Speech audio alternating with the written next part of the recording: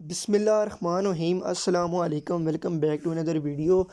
आज की वीडियो में हम बात करेंगे ब्रोक्साल सिरप के बारे में, इसके बेनिफिट्स, इसके साइड इफ़ेक्ट। वीडियो के अंदर आपको मुकम्मल डिटेल बताऊंगा। तो वीडियो शुरू करने से पहले आप सब बहन भाइयों से रिक्वेस्ट है, अगर आपको वीडियो पसंद आए तो वीडियो को लाइक कर देना, चैनल को सब्सक्राइब कर देना और बेल आइकन को लाजमी प्रेस कर देना ताकि मेरी हर नए आने वाली वीडियो मेडिसिन के मुतल्लिक आप तक ईजीली पहुँच सके। तो चलें वीडियो शुरू करते हैं बगैर आपका टाइम ज़ाया किए। जो ब्रोक्साल सिरप है, ब्रोक्साल डीएम सिरप, इसको गोल्ड शेफ फार्मा बना रही है, ठीक है। बहुत ही अच्छा सिरप है, ये स्पेशली यूज़ किया जाता है खांसी के लिए। बलगमी खांसी हो, खुश्क खांसी हो तो आप इस्तेमाल करवा सकते हैं, ठीक है।